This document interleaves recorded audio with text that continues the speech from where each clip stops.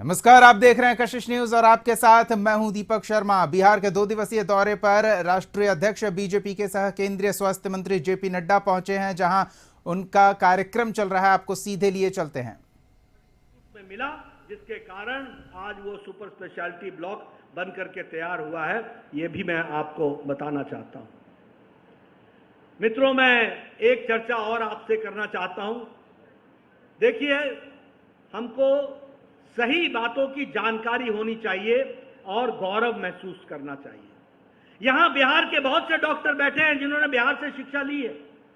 बहुत से ऐसे डॉक्टर होंगे जिन्होंने लंदन में जाकर के FRCS किया होगा। बहुत से ऐसे डॉक्टर होंगे जिन्होंने लंदन में जाकर के FRCP की होगी। बहुत से ऐसे डॉक्टर होंगे जिन्होंने विदेशों से डिग्रियां हासिल की होंगी।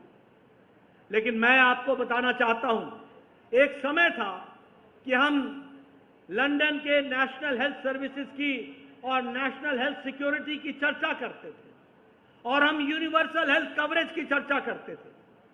जब 2014 में मैं पहली बार स्वास्थ्य मंत्री बना और जब मैं दुनिया के इंटरनेशनल फोरम्स पर जाता था, तो मुझे ये महसूस होता था कि क्या कभी हम भी यूनिवर्सल हेल्थ कवरेज दे पाएंगे?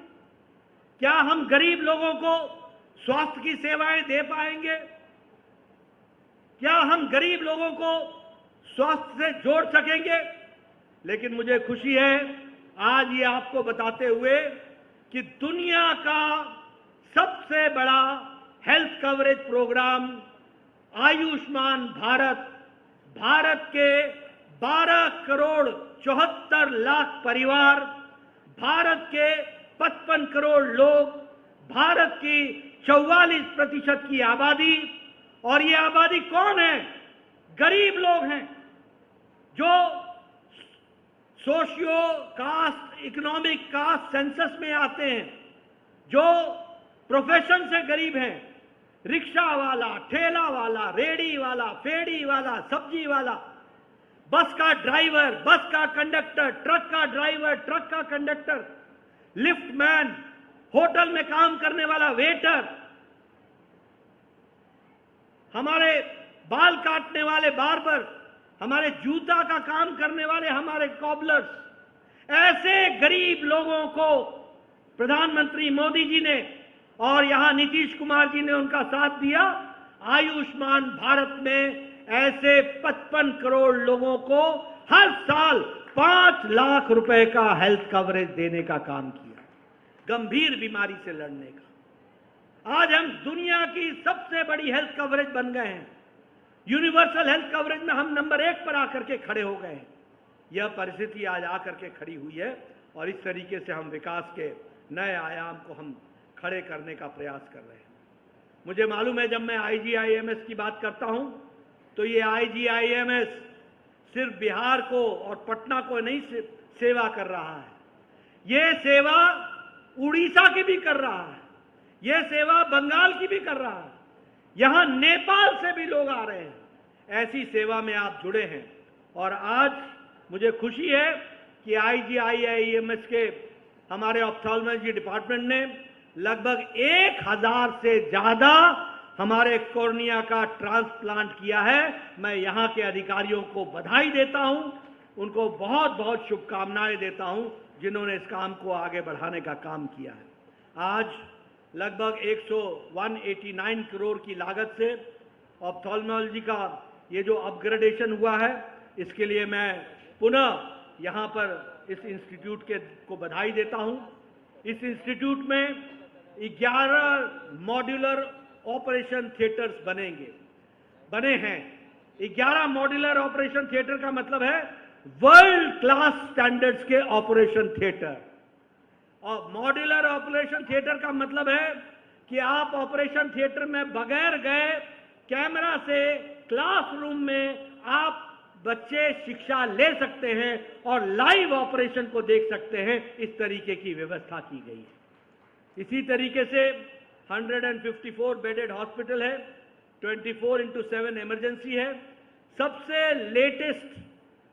लेटेस्ट टेक्नोलॉजी का इक्विपमेंट यहां लगाया गया है और 5 नए जो हमारे सुपर स्पेशलिटी डिपार्टमेंट हैं, जैसे cornea and refractive, glaucoma, retina and uvea, oculoplasty and squint, paediatric ophthalmology, neuro ophthalmology, ये सारे नए डिपार्टमेंट यहां बिहार की जनता को आज नीतीश जी के करकमलों द्वारा, मेरे द्वारा ये समर्पित किया गया है।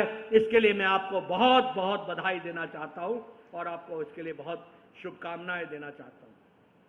मैं यहां ये भी कहना चाहता हूं कि यहां की जो सारी सुविधाएं हैं IGIMS को, मैं बतौर स्वास्थ्य मंत्री मैं ये बताना चाहता हूं कि जो सुविधाएं all India institute of medical college Delhi RPI एम्थोलॉजी का जो सेंटर है, जो सुविधाएं वो दे रहा है, वही सुविधा अब पूर्वी रीजन को IGIMS का ऑप्थेल्मोलॉजी देगा। इस तरीके से इसका विकास किया जा रहा है, ये मुझे पूरा विश्वास है और इसको हम आगे बढ़ाने का काम कर रहे हैं। मुझे यह भी बताने की इच्छा होती है और आपको बताना चाहता हूं कि लगभग आज इसी मंच से नीतीश जी के साथ 304 हमारे स्वास्थ्य संस्थान, जिसमें PHC है, जिसमें आयुष्मान आरोग्य मंदिर है, जिसमें CHC है, जिसमें डिस्ट्रिक्ट के हॉस्पिटल्स हैं, लगभग 550 और 551 करोड़ रुपए की लागत से बनने वाली बिल्डिंग का या तो हम आज यहां से श्री गणेश कर रहे हैं या उनका शिलान्यास कर रहे हैं। इस तरीके से बिहार की जनता को समर्पित कर रहे हैं।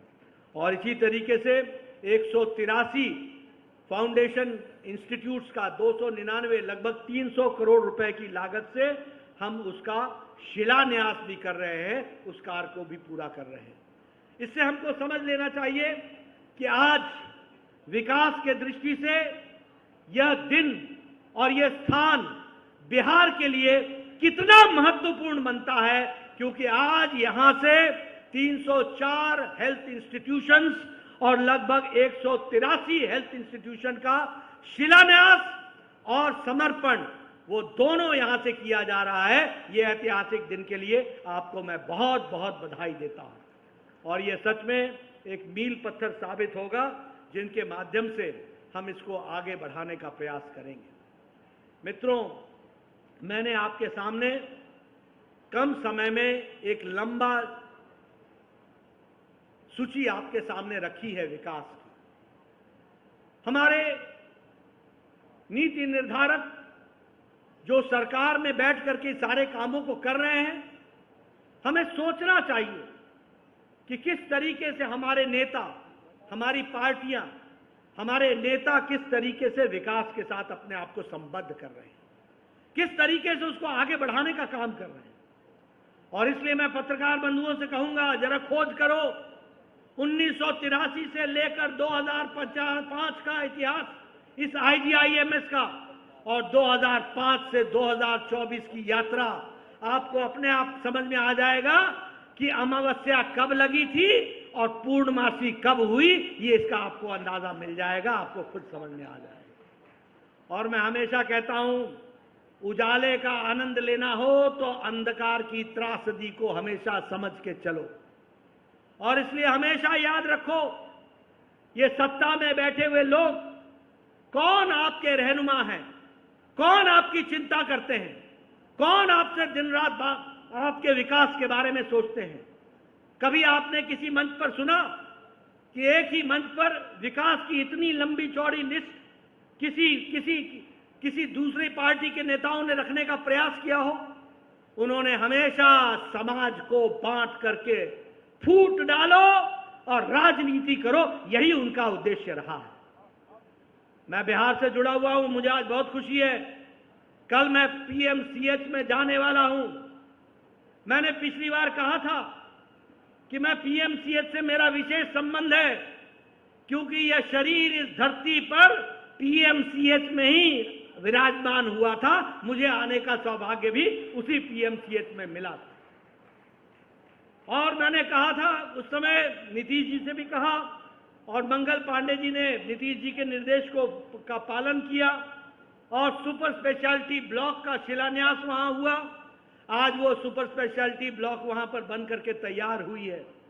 लेकिन मुझे खुशी है कि नीतीश जी ने एक विशेष चिंता करके आज वहां पर 5,642, मैं ठीक बोल रहा हूं, 5,462 बेड का दुनिया का दूसरे नंबर का अस्पताल बनाने का काम आज पीएमसीएच में हो रहा है। मित्रों, ये पीएमसीएच का कहानी आपको 1980 में भी मालूम होगी। आपने पीएमसीएच की दुर्दशा 80 के दशक में देखी होगी, 90 के दशक में देखी होगी। एक समय में PMCH was one of the Pioneer institutions, और एक समय में ऐसा राज आया कि जहां हर कुछ चरने लग गया, कोई वहां काम नहीं, कोई विकास नहीं।